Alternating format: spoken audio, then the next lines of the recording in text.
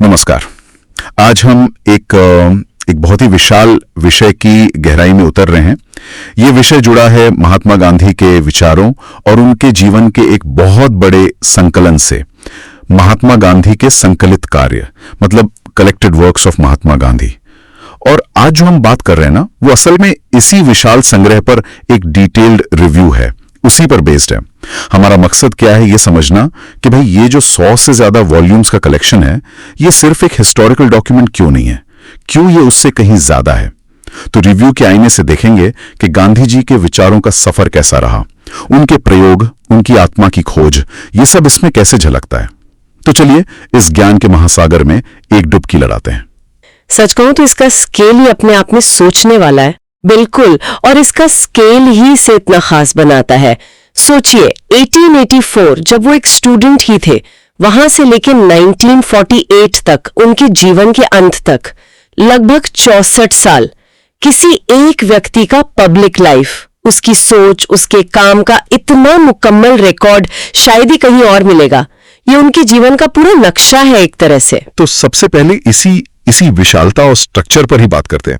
Review से एक विस्तृत दस्तावेज कहता है, और ये सिर्फ पन्नों की गिनती नहीं है। 100 से ज्यादा खंड किसी एक इंसान की राइटिंग्स के लिए, ये तो मतलब कमाल की संख्या है। इसका मतलब इसमें सब कुछ डालने की कोशिश की गई है, छोटे से छोटा खत, भाषण का हर लफ्ज, आर्टिकल की हर लाइन। हाँ, और यही इसकी खूबी भी है, और कह सकते हैं चुनौती भी। खूबी इसलिए कि ये हमें गांधी जी को टुकड़ों में नहीं बल्कि पूरा एक साथ देखने का मौका देता है। जैसा रिव्यू में भी इशारा है, इसका जो क्रोनोलॉजिकल स्ट्रक्चर है वो बहुत महत्वपूर्ण है। आप लिटरली देख सकते हैं कि दक्षिण अफ्रीका के वो युवा बैरिस्टर मोहनदास करमचंद गांधी कैसे समय के साथ महात्मा बनते हैं, उनके आइडियाज कैसे डेवलप हुए, किस घटना पर कैसा रिएक्शन था, उनकी स्ट्रैटेजी कैसे बदली, ये सब परत दर परत खुलता है। अच्छा, मतलब ये सिर्फ फाइनल रिजल्ट नहीं, हाँ, बल्कि उस रिजल्ट तक वो कैसे पहुंचे, वो पूरी प्रक्रिया है। किसी इशू पर उनका शुरुआती विचार क्या था, फिर एक्सपीरियंस और डिबेट के बाद वो कैसे बदला। बिल्कुल सही। यहाँ दिलचस्प बात यह है कि आप उनके विचारों की कंटिन्यूटी और बदलाव दोनों को देख सकते हैं। कुछ बेसिक सिद्धांत जैसे सत्य और अहिंसा, वो तो शुरू से आखिर तक मजबूत दिखते हैं, लेकिन उनका एप्लीकेशन, उनकी व्याख्या, वो टाइम और कॉन्टेक्स्ट के साथ डेवलप होती है। आप देख सकते हैं कि कैसे साउथ अफ्रीका के अनुभव ने सत्याग्रह के विचार को जन्म दिया, और फिर भारत आकर कैसे उसका रूप और उसका स्केल बदला। ये पाठक को उनके विचारों के विकास की प्रयोगशाला में ले जाता है। बिल्कुल। अब अगर कंटेंट की बात करें तो रिव्यू इसके अंदर जो वैरायटी है उस पर भी जोर देता है। इसमें सिर्फ बड़े बड़े पॉलिटिकल लेख या भाषण ही नहीं है, इसमें पर्सनल लेटर्स भी हैं, तार हैं, छोटी छोटी टिप्पणियां हैं। हाँ, और ये विविधता ही इसे इतना ह्यूमन डॉक्यूमेंट बनाती है। जो पत्र है वो सिर्फ पॉलिटिकल लोगों या सहकर्मियों को लिखे फॉर्मल लेटर्स नहीं है। इनमें परिवार के सदस्यों, आश्रम वासियों, यहाँ तक कि अपने विरोधियों को लिखे गए पत्र भी शामिल हैं।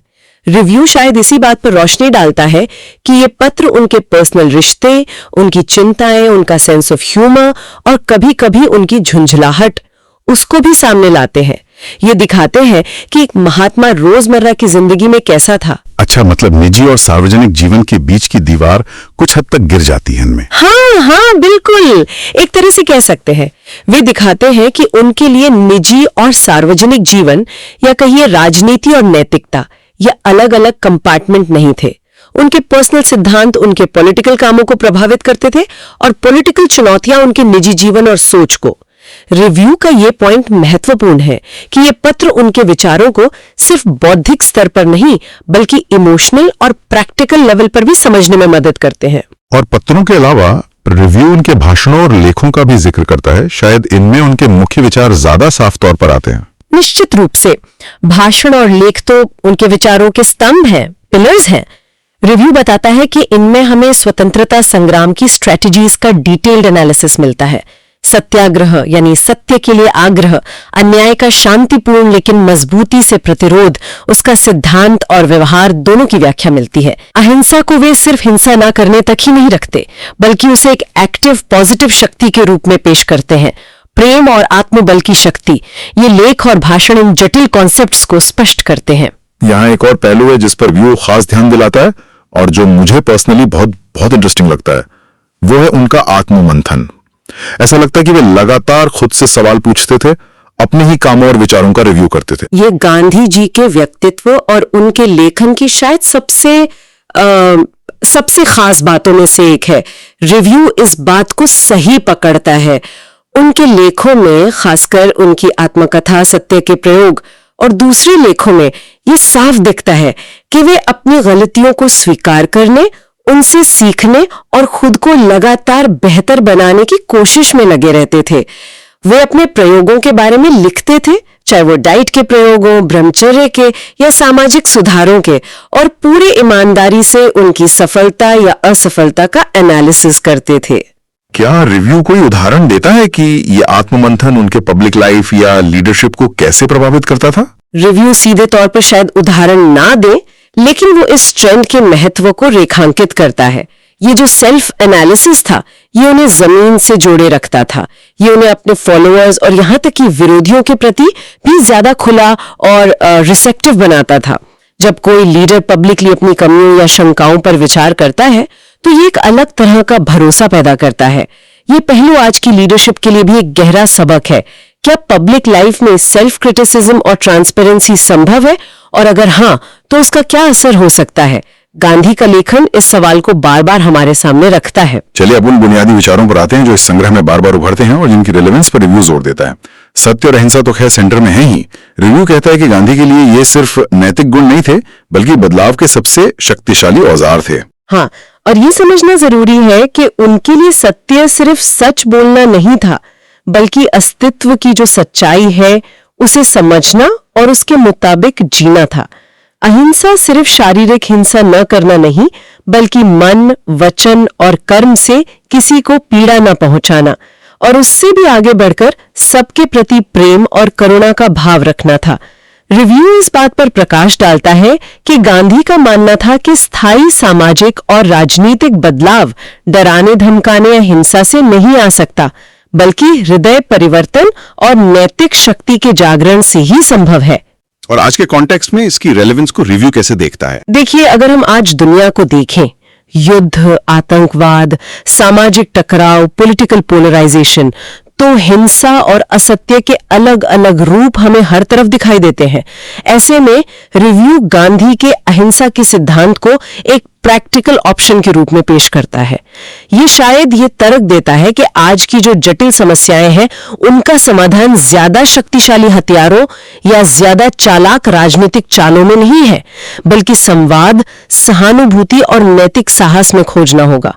गांधी का जीवन और विचार इस दिशा में सोचने के लिए प्रेरित करते हैं। सत्य और अहिंसा के अलावा रिव्यू स्वदेशी, ग्राम स्वराज, छुआछूत उन्मूलन और महिला सशक्तिकरण जैसे विचारों का भी जिक्र करता है।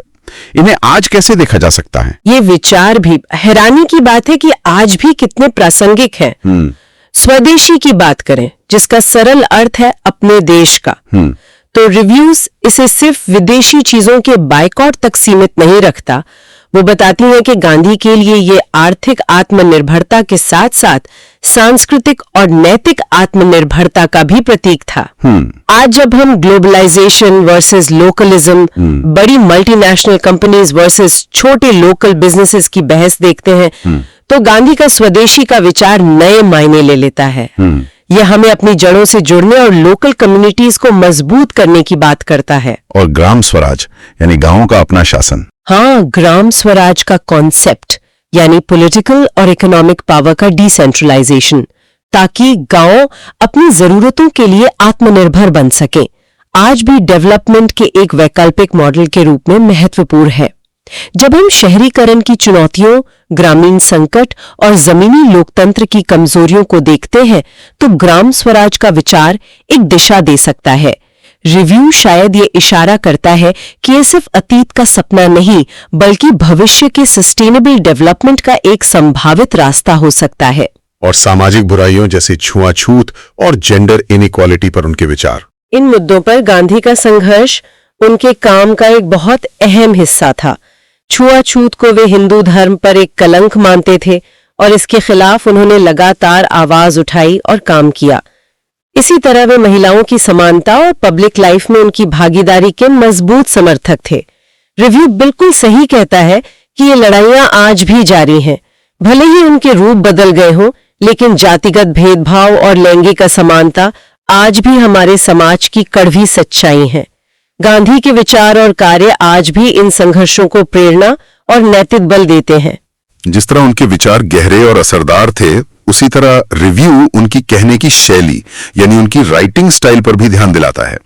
उसकी सबसे बड़ी खासियत बताई गई है सिंप्लिसिटी और ट्रांसपेरेंसी, सरलता और पारदर्शिता। ये बहुत बहुत महत्वपूर्ण पॉइंट है। गांधी जी कोई अकादमिक दार्शनिक या साहित्यिक लेखक नहीं थे जिनका मकसद अपना ज्ञान दिखाना हो। वे एक कम्युनिकेटर थे। उनका लक्ष्य था अपने विचारों को ज्यादा से ज्यादा लोगों तक, खासकर आम जनता तक पहुंचाना। रिव्यू इस बात को रेखांकित करता है कि उनकी भाषा सीधी, सरल और बिना किसी आडंबर के थी।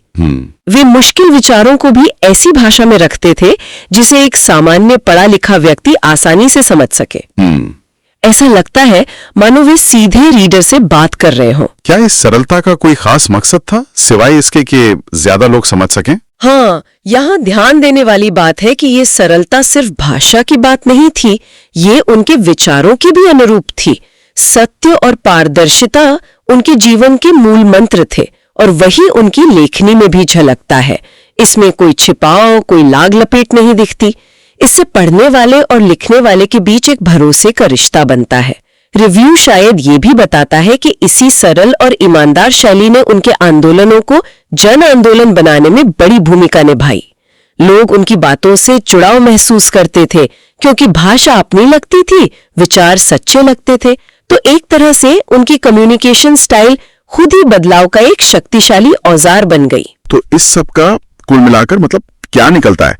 इस संग्रह का ओवरऑल महत्व क्या है, जैसा कि रिव्यू बताता है? रिव्यू इस बात पर जोर देता है कि ये संग्रह सिर्फ हिस्टोरियंस या गांधीवादी स्कॉलर्स की धरोहर नहीं है।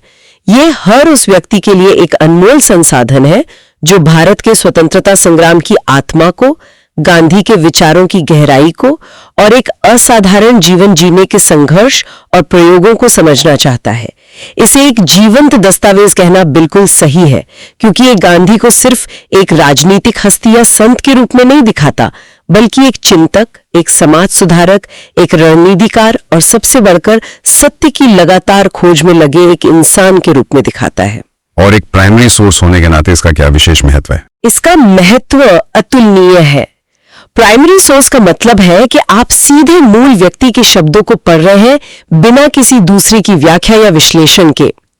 आज गांधी पर हजारों किताबें लिखी जा चुकी हैं, अनगिनत एनालिसिस मौजूद है। वे सब अपनी जगह उपयोगी हो सकते हैं, लेकिन किसी और की व्याख्या पढ़ने और खुद मूल स्रोत को पढ़ने में जमीन आसमान का फर्क है। रिव्यू का यह निष्कर्ष बिल्कुल सटीक है कि यह संग्रह आपको गांधी के विचारों तक सीधी, अनफिल्टर्ड पहुंच देता है। आप खुद उनके तर्क देख सकते हैं, उनकी भाषा का अनुभव कर सकते हैं, उनके बदलते विचारों को महसूस कर सकते हैं। सीरियस रीडर्स, स्टूडेंट्स और रिसर्चर्स के लिए तो ये जरूरी है ही, लेकिन आम पाठक के लिए भी ये गांधी को सीधे उनसे सुनने जैसा अनुभव है। तो संक्षेप में कहें तो आज हमने महात्मा गांधी के संकलित कार्य पर आधारित रिव्यू के जरिए इस विशाल संग्रह के स्केल और स्ट्रक्चर को समझा। उसमें मौजूद अलग अलग सामग्री, पत्र, भाषण, लेख के महत्व पर बात की, गांधी जी के विचारों के विकास और उनके आत्ममंथन वाले पहलू को जाना, सत्य, अहिंसा, स्वदेशी जैसे उनके मूल सिद्धांतों की आज भी जो रेलेवेंस है उसको टटोला, उनकी सरल पर असरदार लेखन शैली के राज को समझा और अंत में इस संग्रह के एक प्राइमरी सोर्स के रूप में ओवरऑल महत्व को पहचाना। बिल्कुल, और ये सारी बातचीत एक दिलचस्प सवाल की ओर ले जाती है जो सीधे इसी स्रोत से जुड़ा है।